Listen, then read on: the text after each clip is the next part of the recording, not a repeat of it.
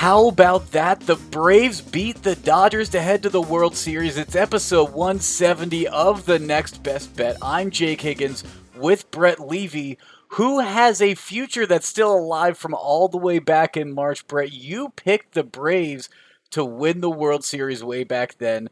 We each had a pretty good last episode, too, on our picks. Are you hedging?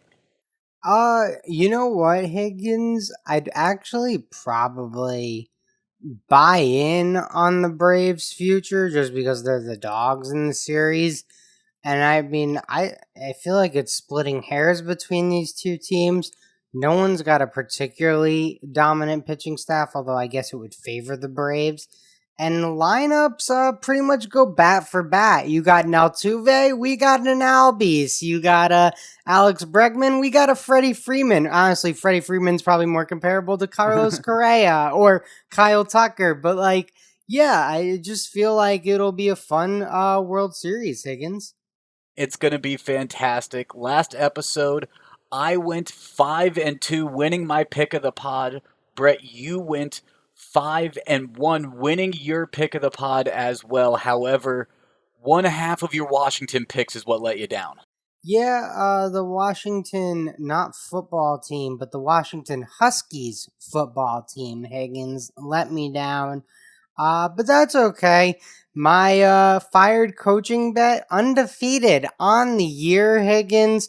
And I skipped the Gruden game, and the Gruden one also hit, Higgins.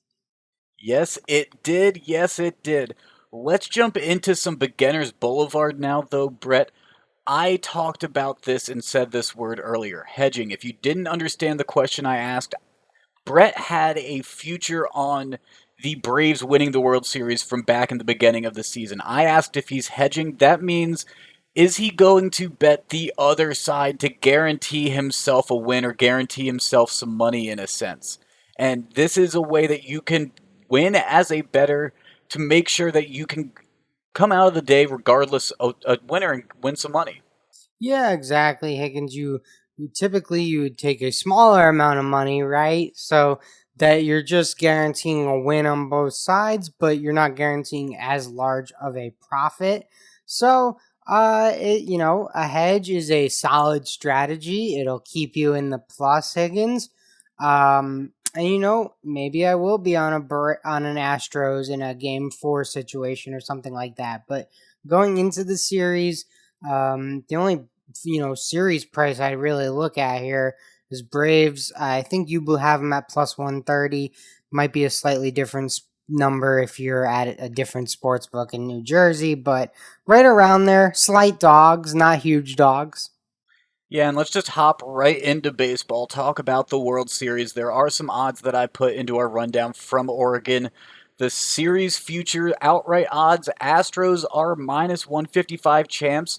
They are the top seed in the World Series. They're going to have 4 games to the Braves 3, and that's because the AL won the All-Star game back in July. And Brett, frankly, I love that about baseball, that they make their All-Star game worth something in that sense. But Brett, looking at some other World Series odds, I actually am going to be betting on this series, but not on the outrights. I'm going to be placing a few half-unit bets on 4 different series correct scores. And I'm going to take this series either being a sweep or being a 7-game series. And I'm doing this based off of some history of how these teams have performed in the World Series, Brett. Astros, since they've gone into the AL and have gone to the World Series in the American League, they have gone 7 games in each of those series. The Braves, they have gone to the World Series 5 times, and they have averaged nearly 6 games per series.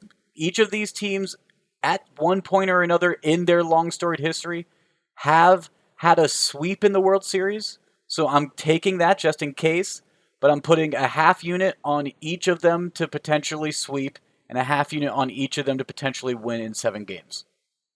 All right, just maxing everything out here, Higgins, I guess.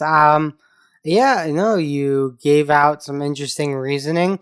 I don't necessarily know how much a team from 1992 or 94 or 96 or 99 managed by Bobby Cox is going to affect this team, or, something similar about the Astros from way back when. But, it's interesting data points to look at. Maybe it is just written in the stars, Higgins, and, you follow those trends. And if we even want to just look at the most recent World Series, 2020 was a 6 game series. 2019 was a 7 game series.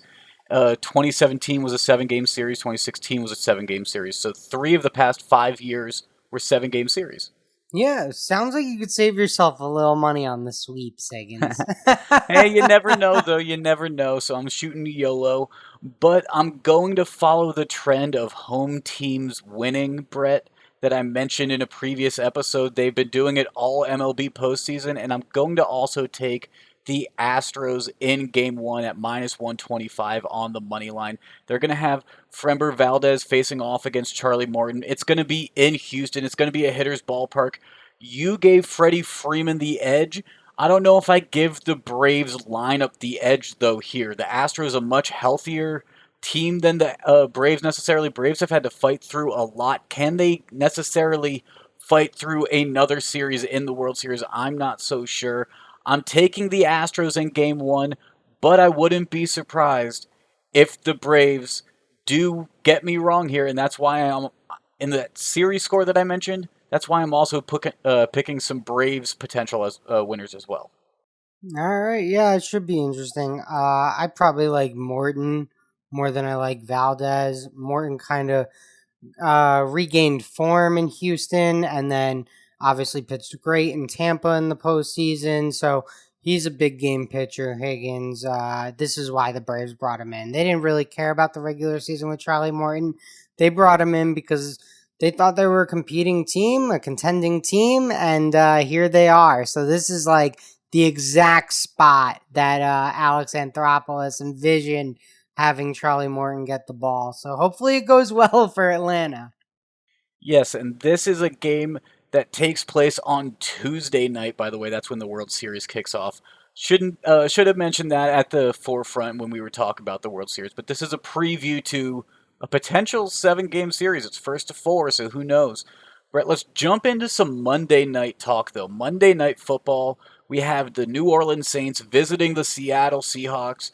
Probably gonna be another windy, wet night, kind of like what we're seeing in San Francisco on Sunday night, I would imagine. There is a storm front that's just been blowing through this Pacific Northwest the past few days, and I think it's going to be there again tomorrow. I don't see the Seahawks necessarily doing that great until Russell Westbrook gets back, or until Russell Wilson gets back.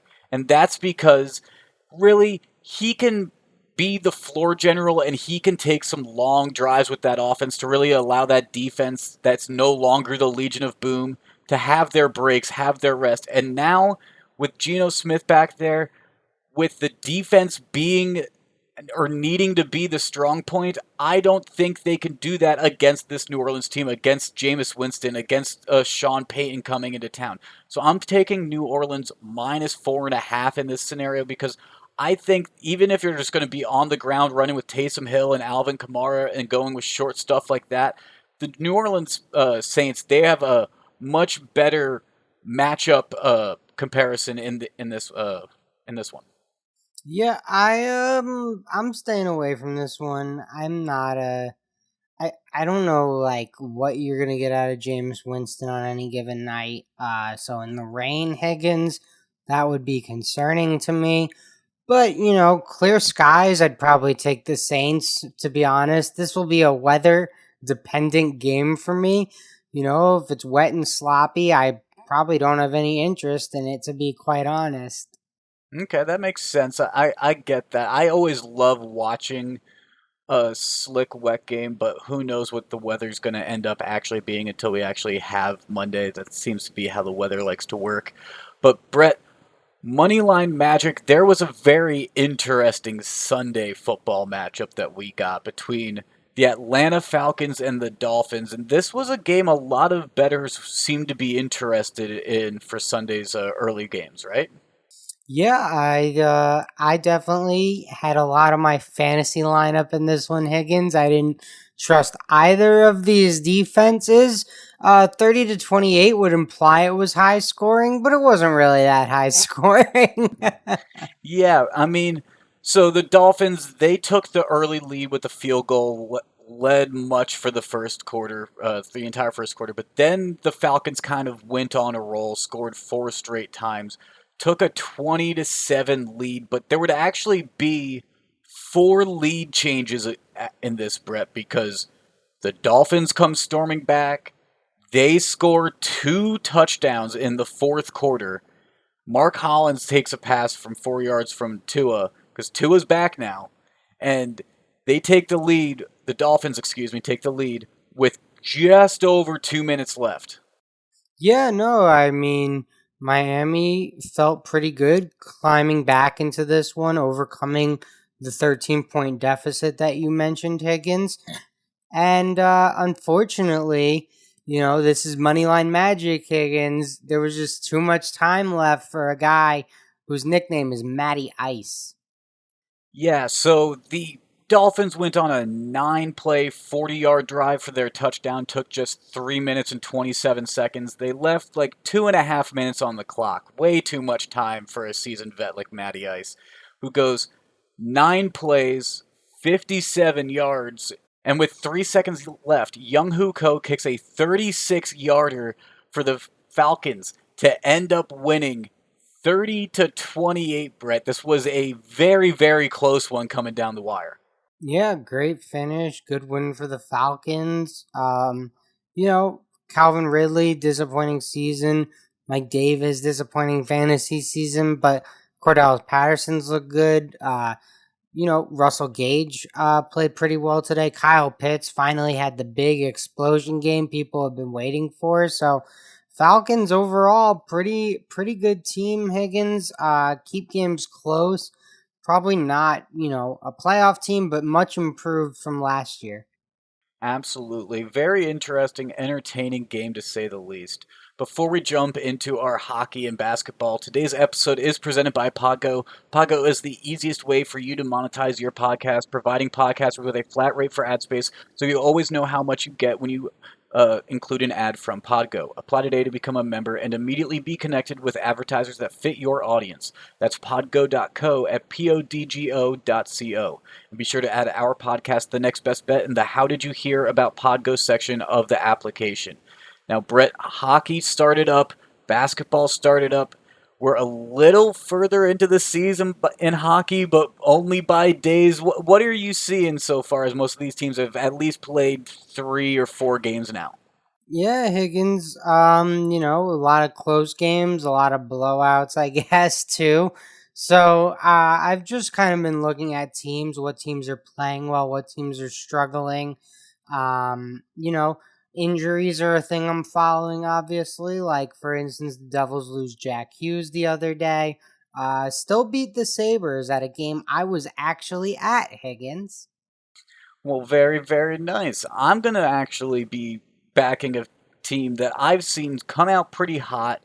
I bet on them last episode, the Hurricanes on the money line. This one, they're hosting the Maple Leafs. Carolina gets to go back home after a short little 3 game road trip. Not quite as long as the Islanders' road trip that we've talked about the past few episodes, Brett. But the Carolina Hurricanes, they're hosting the Toronto Maple Leafs, who have kind of gotten off to a rough start. 2-3-1 to start this season. Lost their last 3 games to the Pittsburgh Penguins, San Jose Sharks, and New York Rangers. And you know what? I really like what I've seen from the Hurricanes starting off 4-0 on the season. I think they're going to go 5-0, get the win at home.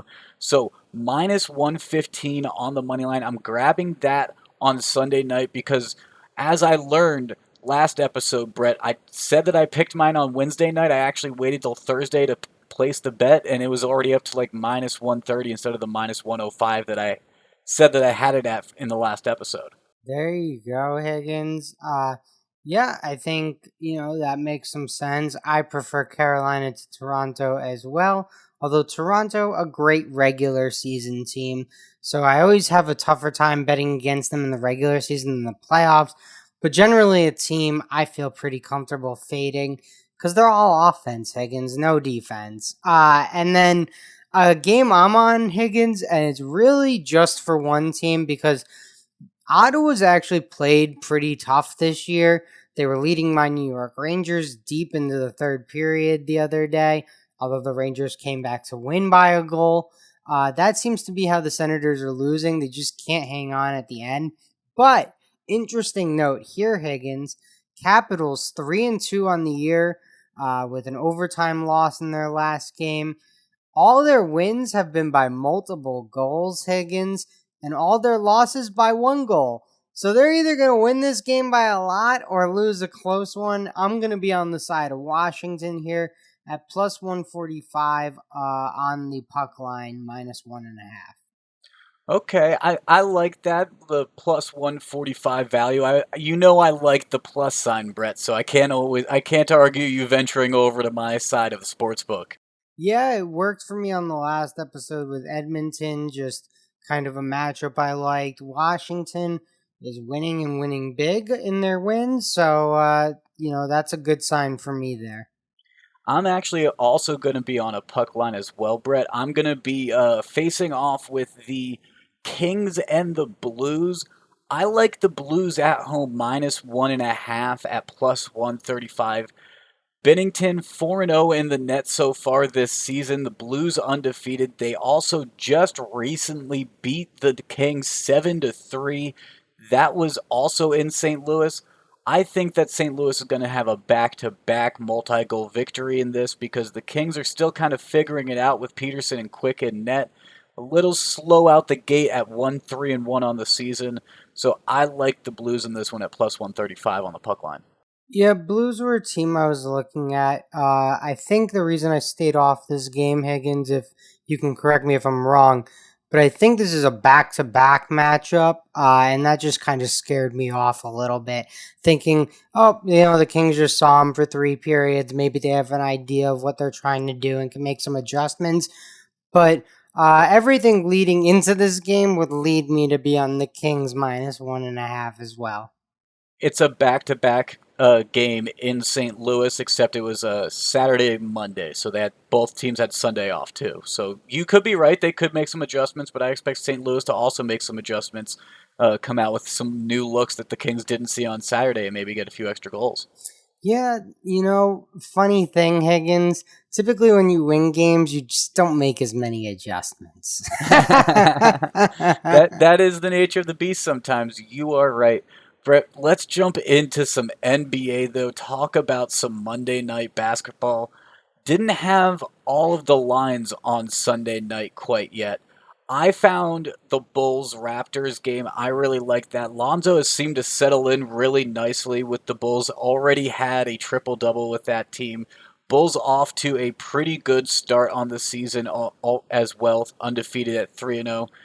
They are traveling across the border, going through customs again. We'll see if that does anything. If that is just an extra step that they're not used to after 2 years now of not having to go to Canada and go play. But I expect it not to be too much. And at minus 2.5, I like that spread being within a 3-pointer. Yeah, I think the Bulls have shown they're a good team right now. Obviously, they're 3-0 record, right? But yeah, I couldn't pull the trigger on that one, Higgins. But I think that's definitely a fair play. I also think it's fair if someone wanted to tell me that they think Toronto's a live dog for some reasons. Sure, I could buy that as well. So I know this doesn't help anyone, but I'm really opinionless on this game. I certainly think Chicago could keep up their hot start. Someone could certainly tell me they're due for a loss. I have not watched that much Chicago, although I did know Lonzo Ball had a triple double the other night, which was nice, Higgins. And Zach LaVine is going to be the best scorer on the court. So I like the side you're on. I would lean that side, but I will not have any money on this game. Well, so it is very early in the betting for this game, but over 90% of the early money is on Chicago at -2.5, which is something slightly to worry. But Brett, did you know about Lonzo's triple double that he had with the Chicago Bulls? He is the only player in NBA history to be under 24 years old and have a triple double with three different organizations. I don't know if that's a good stat or a bad stat. Right? It's an interesting stat. I don't know what it exactly means, if it's good or bad, though. I agree. Yeah, yeah. I have no idea, but I mean, obviously he's a talented player, and teams want him on their roster. He's a good defender. Obviously a good distributor. Clearly rebounds. Shooting's improved drastically over the last 2 years, so he'll continue to improve. Higgins. Yes, he will. Yes, he will. But Brett, before we get out of here, you have an NBA pick as well, right? Yeah, one game for me so far. Although I will say this as well, Higgins. Whatever Spencer Dinwiddie props you can get on tomorrow night as the Nets are playing in a back to back against the Wizards. I would hop on those props. I would I take him agree. in the I revenge think that's a game. good game for some props. Yeah, I think that's a good revenge game spy. I like the narrative there with the player. But another one I am going to be on that I can give you on the podcast, Higgins. Pelicans travel to the Timberwolves. Timberwolves are undefeated. Pelicans, Brandon Ingram is averaging a lot of career highs right now. He's a good player. Anthony Edwards from Minnesota has been playing out of his mind.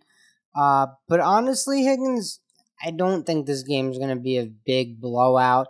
I think the Pelicans will keep it close at least, if not pull the upset here. So I think New Orleans plus 5.5 is live, and I'm getting it at even money right now, -110. So a little bit of the vig to the book. Not true even money, but I just consider that even money. Well, and it might be comforting for you to know that at least the early money on this line has 93% of the money on the Timberwolves. So, There you go, Higgins. Fade the public, baby. absolutely. Fade the public sometimes. You brought up the prop betting, though. That was something I was going to ask you about, like early season prop betting. I tried it one night. I've stayed away from it kind of ever since because a lot of players are still settling into their teams. It seems a lot of teams are still figuring out their roles a little bit. So I'm waiting a little bit before I do a lot of player props. But I agree. I like the position of the revenge game for Spencer Dinwiddie in the Wizards versus Nets game on Monday night.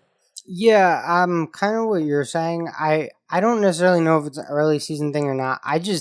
I'm very selective with prop betting. Like it has to be a spot that I truly believe in or something, and I will find myself on a Spencer Dinwiddie prop or two. Can't guarantee it's going to be the scoring one or the assist one or assist and rebounds, right? Like I don't know which one will catch my eye, but I believe in the narrative that Spencer Dinwiddie wants to show the Brooklyn Nets they made a mistake passing on him. Well, and good for you being in New Jersey. You truly get to shop your player props through all the books. I have player props in one book, so limited options here over in Oregon. Yeah, but you get to choose the player prop that you bet on. Is at least the point. Yes, absolutely, absolutely. Brett, we both won our Levy Lock and Pick of the Pod last episode. I still carry the honors, though, and I'm going back to Monday Night Football. The Saints -4.5 coming into town to face off against the Seattle Seahawks. It could be a wet, rainy game, but I do trust Jameis Winston over Geno Smith. I do trust that Saints defense over that Seattle Seahawks defense, and I really don't trust that Seahawks defense needing to be the backbone to keep that team in games right now. I really don't have comfort in that, so I'm going to be fading Seattle a lot until at least the book catches up with them or I get proven wrong on my narrative and Russell Wilson comes back. Yeah, I'm guessing the book might have better radars than the Weather Channel, Higgins. But yeah, I definitely don't have a great read on your game. I was a stay away game for me until I really know the weather report because if that's a sloppy one, I just don't want any part of it. But I respect you taking the line early and picking a side, sticking your knife in the ground, whatever. But a game that will not be affected by weather, Higgins, is a game in the NBA. Although I That guess is an like indoors. You're true. That's I indoors. guess a leaky roof, I have to be worried about that. Or what happened? There was too much humidity on the court one time in Philadelphia where the floor was wet. I don't know. Some Yeah. weird things could happen. So knock on wood, it won't be affected by weather. The Timberwolves are taking on the New Orleans Pelicans in New Orleans. In Minnesota. 5.5 point dogs are the Pelicans, and I'm gonna be on New Orleans in this one, Higgins. I think Brendan Ingram playing really well. Eventually, New Orleans is gonna get a win. You can't be losing all your games while my man's averaging career highs in nearly everything. No Zion. Anthony Edwards has played extremely well for Minnesota. Looks like he's developing into a true number one, but I'm just saying, law of averages, Higgins. New Orleans keeps this one close. They've got an elite player as well. He could probably keep it close, Higgins. Just keep it within 5.5. That's all I need, Brandon Ingram. Just keep it down to a single possession game, maybe a little bit over that. You're still good. I like the play. I think your contrarian bet right there is a good Monday play, at least for a Sunday night line. I took the side of the public for my Sunday night line. You took the side of fading the public, and I think you might come out on the better end of that. Typically, that's how Uh it goes, right? I yeah. Well, I guess in theory, I guess you want to be on the side of the book, but Higgins, the public wins sometimes. Like they can't go Sometimes. defeated. Can't go defeated. That is true. Got to get them coming back every once in a while. Hopefully, we're both champs. We'll have some social media picks between now and next episode. Also, might be putting that episode out on Thursday, maybe Friday. We'll be letting you know. Stay tuned. Follow us on Twitter at NBBPod, at Next Best Bet on Instagram, and the Next Best Bet Facebook page and YouTube channel. For Brett, I'm Jake. This has been episode 170 of the Next Best Bet. We'll talk to you guys soon. Peace.